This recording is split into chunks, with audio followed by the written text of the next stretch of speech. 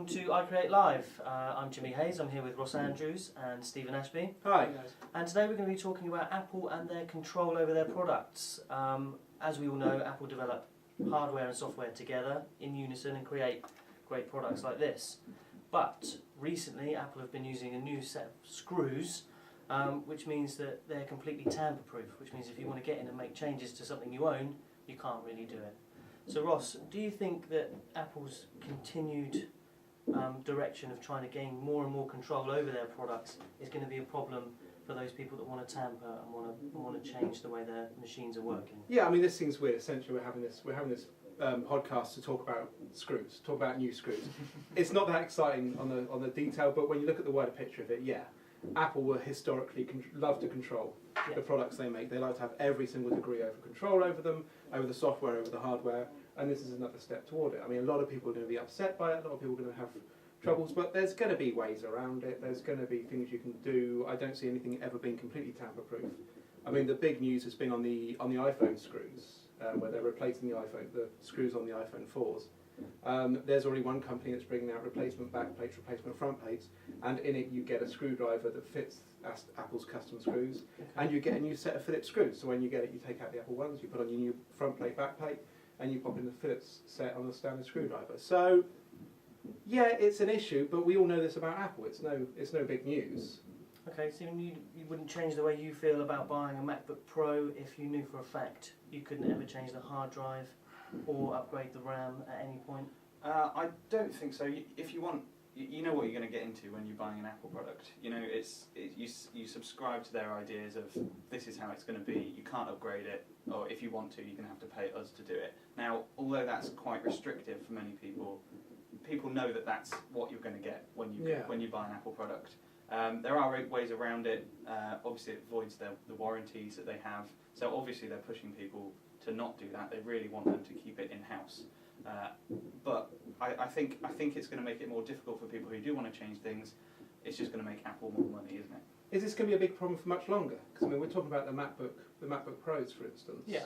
I mean, it's not going to be long before they're taking the hard drives out of those completely, and we're going to have flash memory soldered straight onto the motherboard, and you can't swap that out. You're not going to swap out the flash memory, the solid state memory. So being able to take out a hard drive, there's going to be no DVD drives that we can comfortably say within a couple of years. Yeah. So what user upgradable parts are there left on the motherboards? Not very much. Okay, so we're saying that as long as the products are good enough and cool enough, as they've always been, then we're happy not to be worrying about tampering with them. Yeah, I mean, there's going to be a differentiation. I think it's the same differentiation you get with the Mac Pro, in that, you know, that is very, very easily upgradable. Apple's gone to great lengths to make it supremely upgradable, probably the easiest to upgrade computer there is out there. They did the same with the Mac Mini, where they put instead of having to take a palette knife to it and break it open, you can instead just untwist the bottom and pop the RAM in yourself. So when it needs to be upgradable, when they think it needs to be upgradable, they make it upgradable. When they don't think it needs to be upgradable, when they want to control the device incredibly carefully, then they make it hard to get into. So again, it all comes down to their distinction of what we agree is upgradable and what we agree isn't. The issue is obviously MacBook is the best-selling Apple product, like Apple computer that they have, and it's the least upgradable. Obviously, they're releasing a new one probably every 6 months with the slight memory upgrades, and then a whole new model probably every year or 2 years or so. And people want to increase their product with that increase in Apple's product line. So people are going to want to be able to get into them, to upgrade them, to match the new products, which is obviously what they're stopping people doing. Do you still think it happens as much as it used to? Well, no, I think we'd be the first to complain if Apple brought out a subpar MacBook. We'd be the first to say, well, you know, what's going on here? This doesn't do this. It doesn't do this. It's not powerful enough, and it doesn't have enough storage. But I guess as long as, you know, they're understanding our needs and reaching them to a certain point, then you're right. We're not going to need to upgrade immediately. But as Stephen says, when a new MacBook comes out and it contains X, Y, and Z, you look at your old machine and you go, hang on a minute, I'd quite like to upgrade that and match it so that you want to eke out the performance of your machine for as long as you possibly can. You don't want to spend another £800 or £900 on a new machine when yours is only, you know, a year old. Yeah. Just because you feel like you need to catch up at speed. But can the argument be made? I mean, before you'd buy a Mac and 2 years later, it would be largely useless for anything approaching anything high end. Yeah. And now processors have got to a stage, and hard drive capacities have got to a stage where largely a machine you buy is still going to be serving you in 3-4 years' time, Absolutely. unless you're doing real high-end stuff. Yeah. So I think the need to upgrade is a lot less. Okay.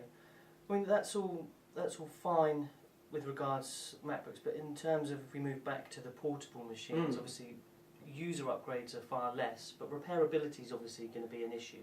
Yeah. You don't always want to have to take your portable device to an Apple store, although it's preferable. You know, sometimes it can be cheaper to go elsewhere. Yeah. Are Apple, by doing this, stopping other people from being able to repair their goods? Is that something that you think that they're doing?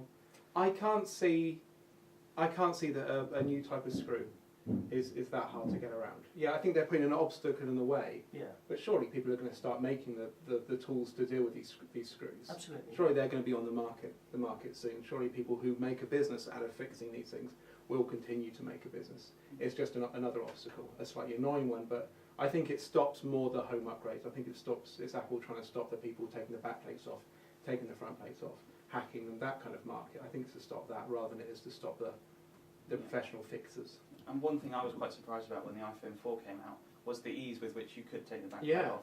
The iPhone 3G and 3GS was quite difficult to actually get into the back of it, but with literally the iPhone 4, 2 screws and it just levers off, which was quite a surprise. But now that they're replacing the screws, it's going to make it much more difficult for people to get that off. Okay, well, we'll wrap this up now. Obviously, we're massive Apple fans, and we do like to tinker with our devices. And obviously, when Apple decide to make changes like that, it just gives us another excuse to find new ways to get around. So for us, it's kind of a new challenge and a bit more fun. But for the end user, sometimes it can be a bit more frustrating because it can change the way that they understand Apple is working. Yeah. We know that Apple are working to make better devices, to make them easier to repair from their point of view, but not for people to ruin on their own.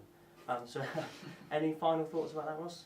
Yeah, I think it's just part of the Apple ecosystem. It's something you subscribe to when you buy Apple products. You know they want this control. You know they need this control. If you're not happy with that, there are options.